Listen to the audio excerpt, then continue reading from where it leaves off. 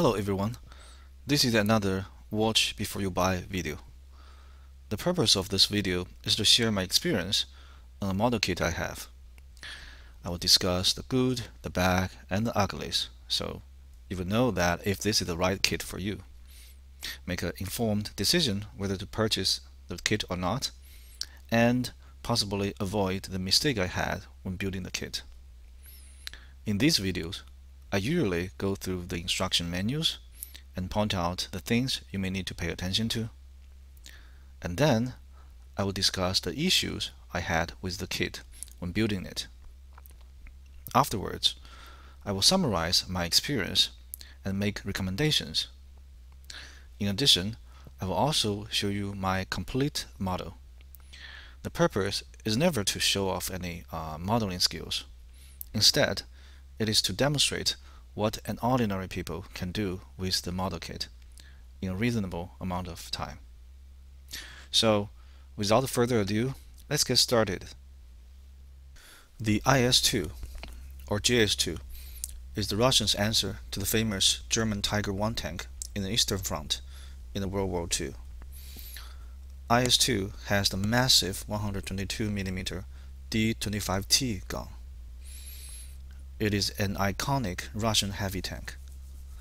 Later version of JS-2 features sloped front armor as is represented in this Tamiya kit, numbered 35289 by Tamiya, and was initially released in 2007.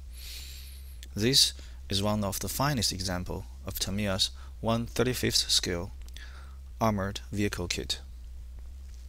Next, I'll go through the instruction manual of this Tamiya IS-2 kit. This is the typical Tamiya style instruction manual. It has detailed instruction of all the steps needed to build the kit very nicely done. And also, towards the end, it has the painting and the marking schemes of the tank. Different from previous videos, today I want to point out something interesting. I noticed that the Japanese part is much longer than the English part. So I found out that indeed the Japanese introduction has more information.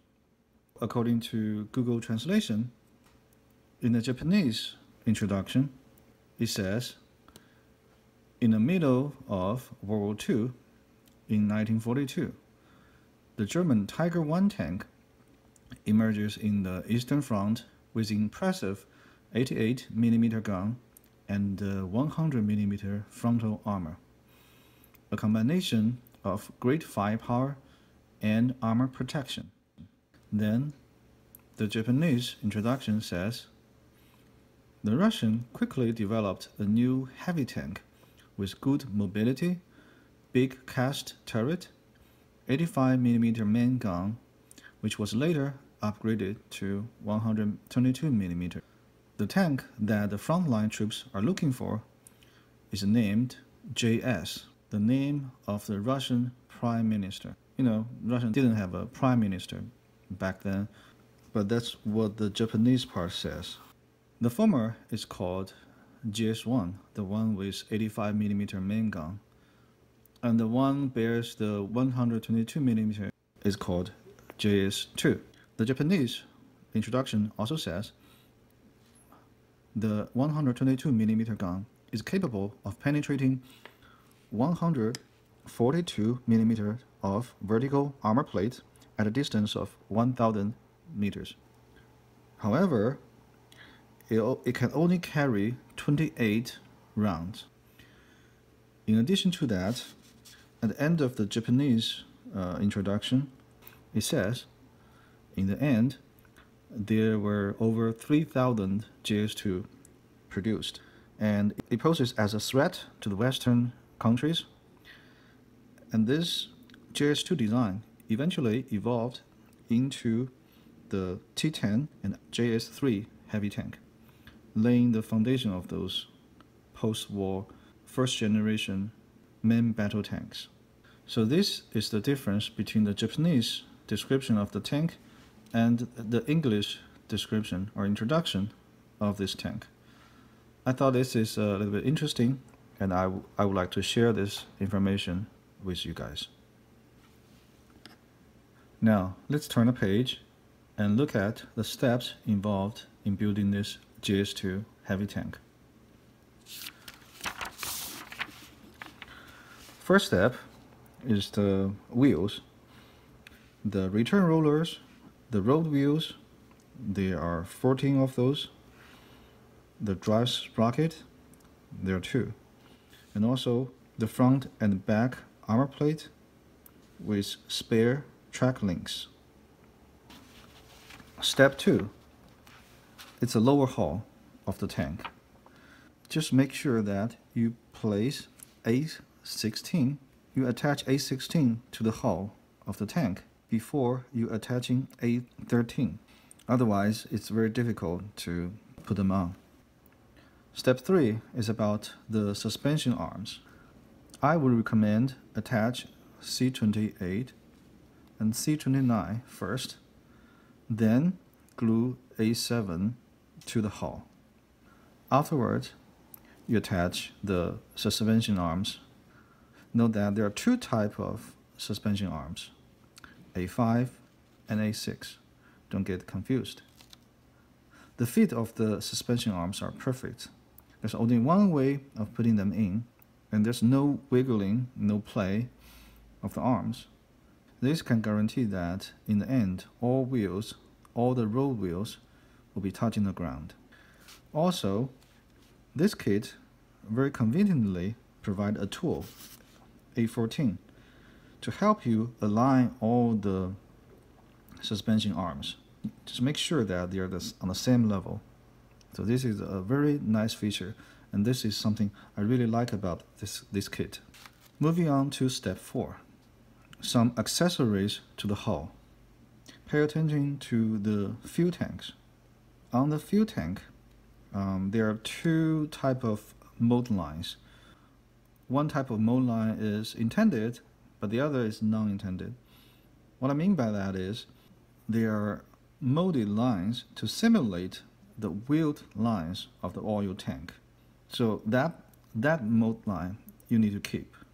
However, when the top and bottom parts of the fuel tank attach, you want to remove the gap by filling, a little bit filling, not too much, and sanding to remove the seam line between these 2 fuel tank parts. Now let's move on to step 5. In step 5, we attach the wheels. I suggest you attach the drive sprockets to the hull before you put on C10 and C11. Otherwise, it's going to be very difficult to attach those drive wheels. Step 6, building the tracks. Yes, in this model kit, we used the Lincoln length tracks, which I really like. Again, Tamiya provides tools so that we can create the sag of the upper part of the tracks. This tool is very helpful, making things much easier. When you're done, when you're finished both tracks, pay attention which one is for the left and which one is for the right. Well, I recommend you to label them so that you won't get confused. You can also differentiate left and right by looking at the first track links. One is D3, the other is D1. So that means one with the guide horn, one without. Now let's move on to step 7. Step 7 is about attaching the tracks. Pay attention to the direction of the track. I recommend divide the track into 2 large sections. This way you can detach them and reattach them easily. This is especially helpful when you plan to paint the tracks separately. Step 8 talks about the rubber track. Just skip this step. You don't want to use the rubber track. Step 9 involves drilling holes. Just make sure that you are drilling the correct hole based on the variance or the markings you select. Now look at step 10. Step 10 talks about photo edge parts. It's great to have photo edge grills. You will need to attach A28 to the hole you previously drilled in the previous step. According to my experience, 1mm hole is a little bit tight, so you may want to start with 1mm and then slightly enlarge the hole as needed. Step 11 is about the headlights and the horn and the tow cables. Just make sure that after you attach the tow cable to the hook, you want to fill the gap. Then let's look at step 12. This part is very easy. Just to make sure that version D, the Polish version, the headlights and the horn should be on the right hand side. And for version A and B and C, the headlight horn should be on the left. Now let's look at step 13. When I built this kit, I was not sure about the position of C13 and C12. It is not very clear in the instruction manual. So I had to look for photos to find out the correct position. I would recommend the pictures on the Tamiya website for the 1/16th scale JS-2 kit. Another thing I want to remind you is that once A18 is attached, you cannot take the hook off anymore. Let's move on to step 14. Step 14 is about the main gun assembly. Unfortunately, the gun, there's 2-piece gun barrels. It's not ideal, but it can work. Moving on to step 15, assembling the turret. It's a very easy step. Now, let's look at step 16. This part is the most confusing part. So here's a very important reminder. First of all, the way of opening the hatch is very confusing. The instruction manual indicates that there are 2 ways of attaching this ring. Depending on how you attach this ring, the hatches opens differently. One way is opening front and back. The other is opening the hatch sideways, to the left and to the right. The top right picture seems to indicate that this is the position when using a figure. The picture on the lower right seems to indicate that this is when no figures are used. So basically, when no figures are used, the hatches opens left and right. When you are using a figure, the hatches opens front and back. So this is what this instruction seems to suggest. However, if you look at the box art, it is doing a different way. I later checked the Tamiya website after I finished everything. The website shows a picture posing the figure using the lower right hatch configuration, which is consistent with their box art.